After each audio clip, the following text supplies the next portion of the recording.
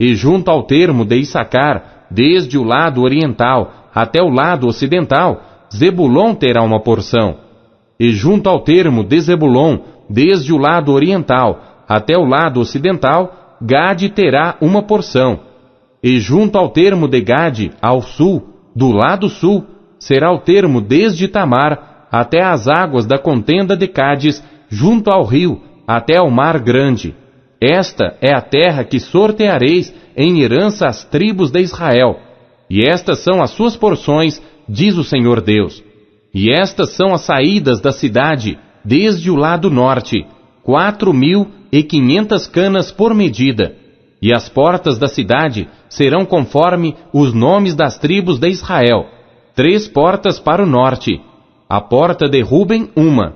A porta de Judá, outra. A porta de Levi, outra.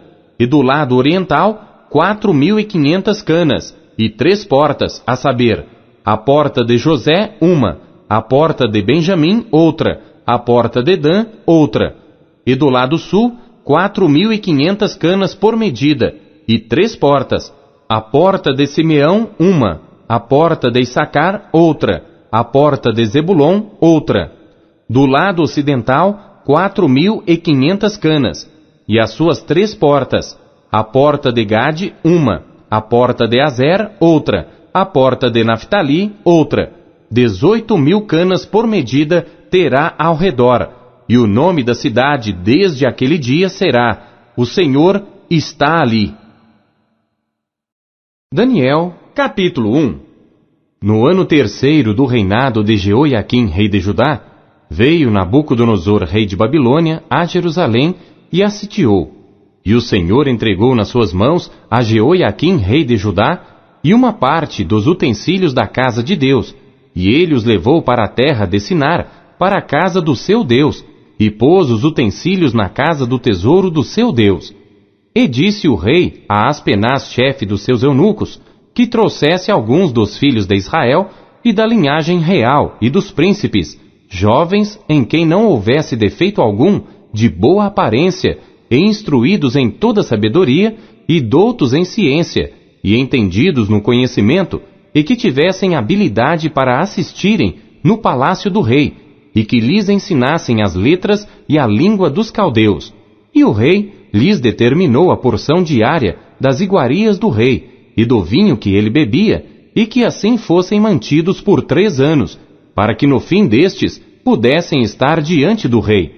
E entre eles se achavam dos filhos de Judá, Daniel, Ananias, Misael e Azarias. E o chefe dos eunucos lhes pôs outros nomes, a saber, a Daniel pôs o de Beltesazar, e a Ananias o de Sadraque, e a Misael o de Mesaque, e a Azarias o de Abidnego. E Daniel propôs no seu coração não se contaminar com a porção das iguarias do rei, nem com o vinho que ele bebia. Portanto, pediu ao chefe dos eunucos que lhe permitisse não se contaminar. Ora, Deus fez com que Daniel achasse graça e misericórdia diante do chefe dos eunucos. E disse o chefe dos eunucos a Daniel: Tenho medo do meu senhor, o rei, que determinou a vossa comida e a vossa bebida.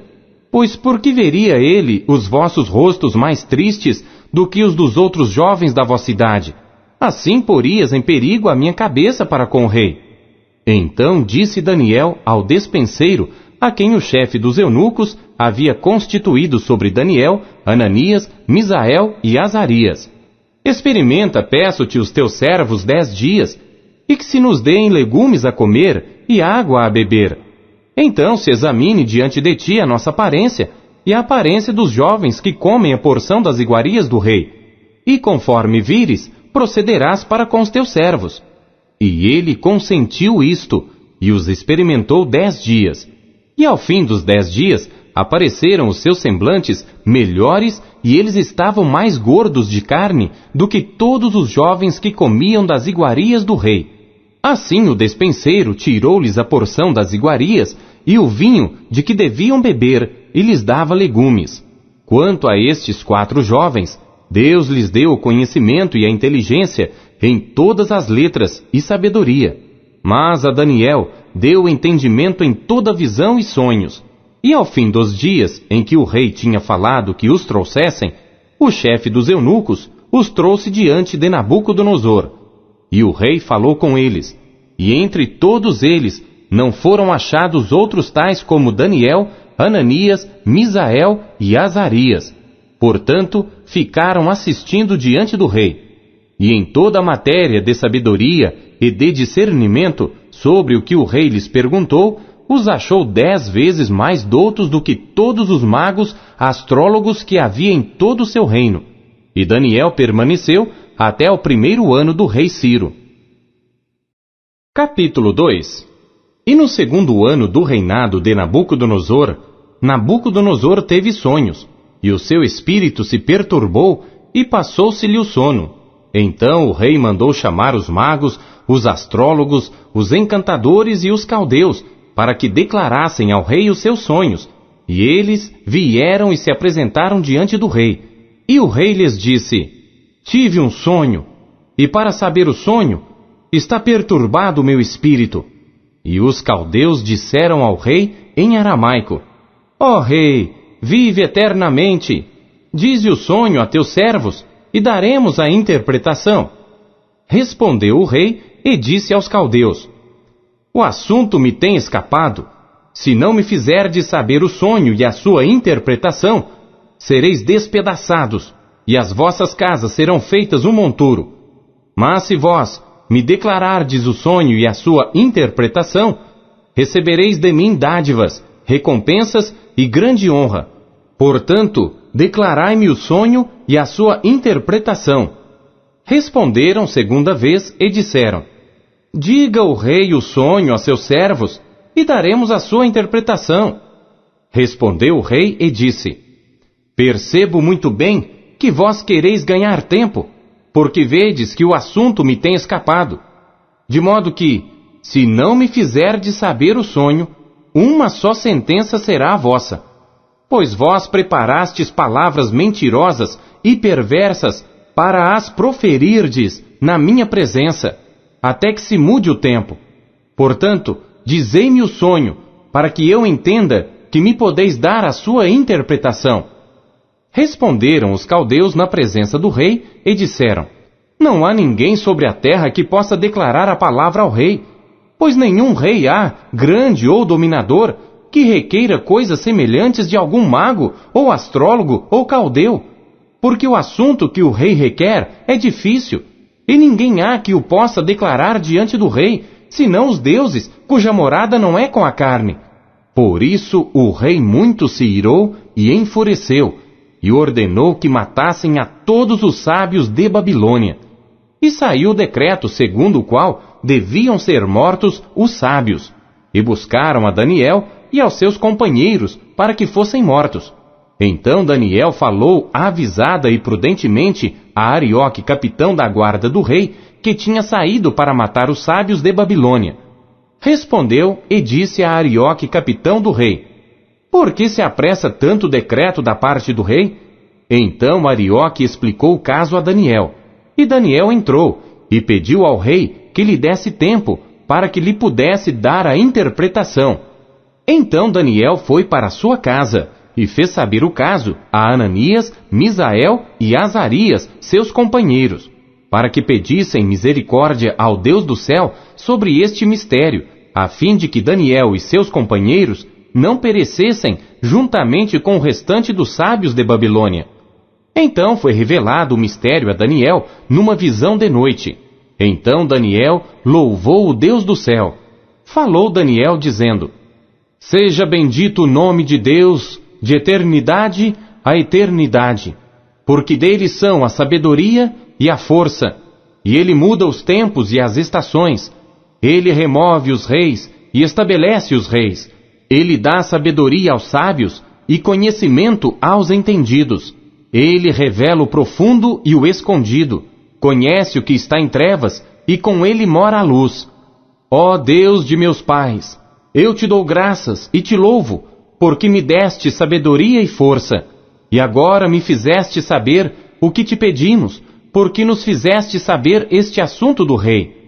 Por isso Daniel foi ter com Arioque, ao qual o rei tinha constituído, para matar os sábios de Babilônia. Entrou e disse-lhe assim: Não mates os sábios de Babilônia. Introduze-me na presença do rei, e declararei ao rei a interpretação. Então Arioque depressa introduziu a Daniel na presença do rei e disse-lhe assim: Achei um homem dentre os cativos de Judá, o qual fará saber ao rei a interpretação. Respondeu o rei e disse a Daniel, cujo nome era Beltesazar: Podes tu fazer-me saber o sonho que tive e a sua interpretação? Respondeu Daniel na presença do rei, dizendo: O segredo que o rei requer, nem sábios, nem astrólogos, nem magos, nem adivinhos o podem declarar ao rei. Mas há um Deus no céu, o qual revela os mistérios. Ele, pois, fez saber ao rei Nabucodonosor o que há de acontecer nos últimos dias. O teu sonho e as visões da tua cabeça que tiveste na tua cama são estes. Estando tu, ó rei, na tua cama, subiram os teus pensamentos acerca do que há de ser depois disto. Aquele, pois, que revela os mistérios, te fez saber o que há de ser.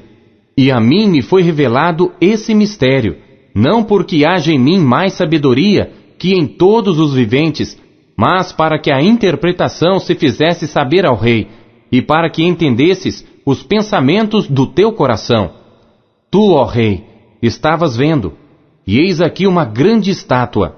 Esta estátua, que era imensa, cujo esplendor era excelente, e estava em pé diante de ti, e a sua aparência era terrível. A cabeça daquela estátua era de ouro fino, o seu peito e os seus braços de prata, o seu ventre e as suas coxas de cobre, as pernas de ferro, os seus pés em parte de ferro e em parte de barro. Estavas vendo isto quando uma pedra foi cortada sem auxílio de mão, a qual feriu a estátua nos pés de ferro e de barro e os esmiuçou. Então foi juntamente esmiuçado o ferro, o barro, o bronze, a prata e o ouro, os quais se fizeram como pragana das eiras do estio, e o vento os levou, e não se achou lugar algum para eles. Mas a pedra que feriu a estátua se tornou grande monte, e encheu toda a terra. Este é o sonho. Também a sua interpretação diremos na presença do rei. Tu, ó rei, és rei de reis, a quem o Deus do céu tem dado o reino, o poder, a força e a glória.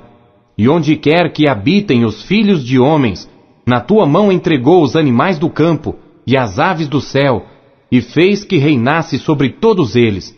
Tu és a cabeça de ouro. E depois de ti se levantará outro reino, inferior ao teu, e um terceiro reino de bronze, o qual dominará sobre toda a terra. E o quarto reino será forte como ferro, pois como ferro esmiuça e quebra tudo, como ferro que quebra todas as coisas, assim ele esmiuçará e fará em pedaços. E quanto ao que viste dos pés e dos dedos, em parte de barro de oleiro e em parte de ferro, isso será um reino dividido. Contudo haverá nele alguma coisa da firmeza do ferro, pois viste o ferro misturado com barro de lodo. E como os dedos dos pés eram em parte de ferro e em parte de barro, assim por uma parte o reino será forte, e por outra será frágil. Quanto ao que viste do ferro misturado com barro de lodo, misturar-se-ão com semente humana, mas não se ligarão um ao outro, assim como o ferro não se mistura com o barro. Mas nos dias desses reis, o Deus do céu levantará um reino que não será jamais destruído, e este reino não passará a outro povo. Esmiuçará e consumirá todos esses reinos, mas ele mesmo subsistirá para sempre.